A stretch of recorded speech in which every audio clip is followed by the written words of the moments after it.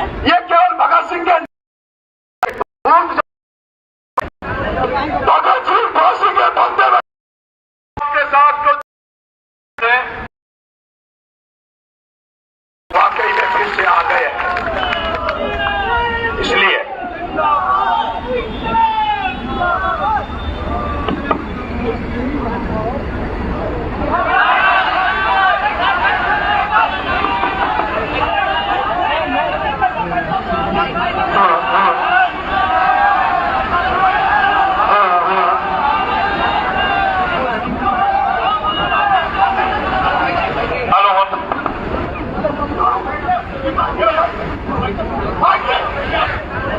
भगत सिंह फांसी के बंदे में चढ़ गया, और अगर मेरे साथ वाले इतने कमजोर है तो मैं भगत सिंह के रास्ते में नहीं चल सकता। मैं यहां मंच में बैठना दे दूंगा, बैठ जाओ, बैठ जाओ। मैंने जेल में 8 महीने रहते समय, मैंने जेल में 8 महीने रहते समय एक बार भी मेरे माँ बाप को यह नहीं बोला था कि मुझे जेल से छुड़वा दो। मैं चाहता हूं क्रांति हो,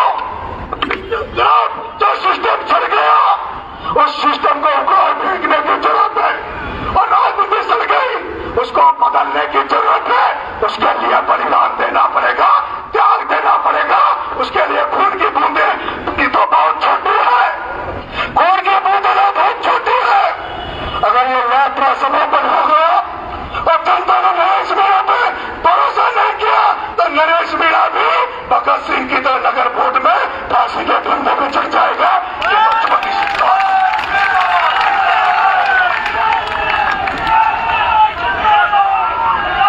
है।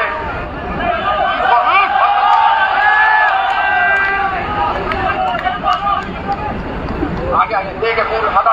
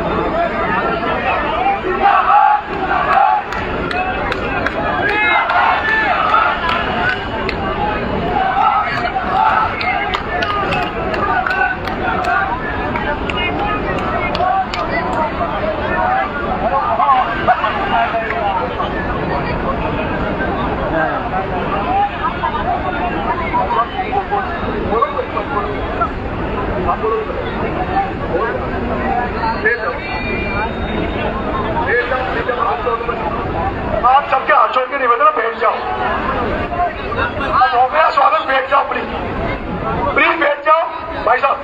हाथ लगाओ मंत्री जी।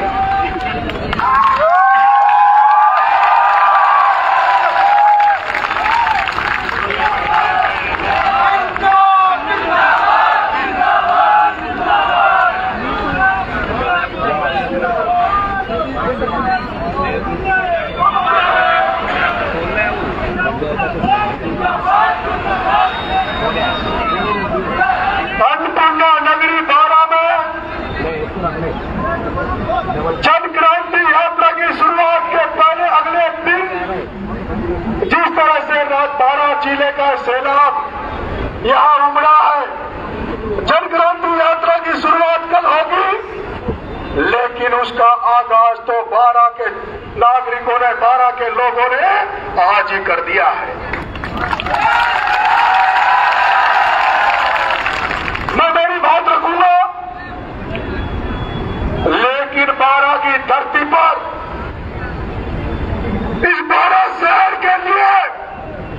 एक युवा ने भगत सिंह के रूप में आगे बढ़कर, भगत सिंह के विचारों को आगे बढ़कर इस बारा की भ्रष्ट सिस्टम को तोड़ गए। जैसे महाराणा प्रताप की मूर्तियां लग रही है, उसी तरह से जिस तरह से बारा को सुंदरीकरण किया है, जिस शख्स ने बारा को सुंदर बनाया है, बारा को सौंदर्यीकरण किया है, जो व्यक्ति एमएलए नहीं बना, जो व्यक्ति मंत्री नहीं बना, केवल चेयरमैन बनकर बारा के चौराहे को जिसने सुधारा है, मैं उस कमल राठौर से निवेदन करूंगा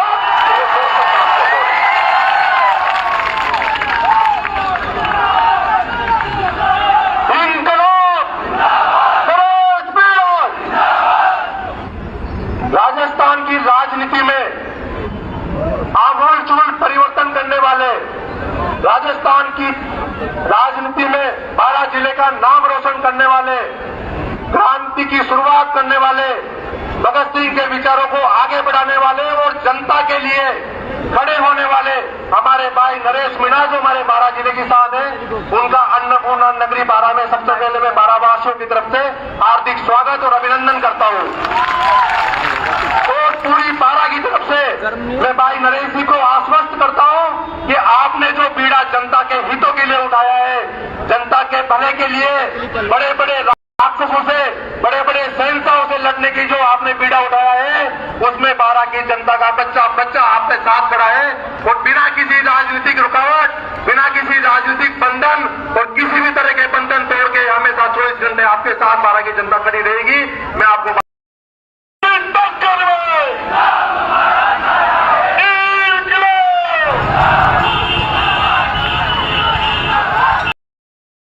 का साथ देके भ्रष्टाचार के खिलाफ ताकतों से लड़ने का काम किया। ये प्रमोद जैन भाई ने 10 रुपए के भेजा है, इसको बाहर निकालो साले को, तो बाद में मिलने का। तो मैं आपको बताना चाह रहा हूं, आपको इनकलाब देखिए मेरे नौजवान साथियों, जिस तरीके से एक हाडोती का लाल, मांगरोल का लाल, बजावा आपके बारा का जो नौजवान जिस तरीके से विकलांग अरे विकलांग दिव्यांग बैठो अरे तो मैं आपको बताना चाह रहा हूं, जिस तरीके से इन सत्ताधारी लोगों के खिलाफ संघर्ष करता हुआ नौजवान की लड़ाई, किसान की लड़ाई, भ्रष्टाचार के खिलाफ लड़ाई, आज भरत सिंह जैसा ईमानदार आदमी घर के अंदर बैठा है और भ्रष्टाचारी मौज कर रहे हैं। इस सिस्टम की कमजोरी है। मैं आपको बताना चाह रहा हूं, जिस तरीके से भाई नरेश ने नौजवान की लड़ाई लड़ी और आज हाडोती नहीं है, मैं शेखावाटी की धरती से चल के आपके बीच में आया हूं। नरेश भाई आप आ जाना। शेखावाटी का नौजवान, चाहे मारवाड़ का नौजवान, चाहे मेवाड़ का नौजवान, बाड़मेर, जैसलमेर हो, चाहे गंगानगर हनुमानगढ़ हो, चाहे धौलपुर भरतपुर हो, चाहे डूंगरपुर बांसवाड़ा हो, पूरा राजस्थान का नौजवान इस क्रांतिकारी नौजवान की तरफ देख रहा है कि ये नौजवान 8 महीने की यातनाओं के बाद, 8 महीने के जुल्म और सितम के बाद नौजवान लड़कों के इस तरीके से नौजवान लड़कों के हाथ पांव फ्रैक्चर कर दिए गए, माता और बहनों पर जुल्म और सितम की, जैसे अंग्रेजों ने जो अत्याचार भगत सिंह जैसे क्रांतिकारियों पर नहीं किए, वो हमारे लोकतांत्रिक तरीके से चुनी हुई सरकारों ने हमारे नौजवानों के ऊपर, निर्दोषों के ऊपर जो अत्याचार किया, उसका जवाब देने के लिए नौजवान आप मंगरौली में आपके सामने खड़ा है। मैं आपको बताना चाह रहा हूं, ये भाई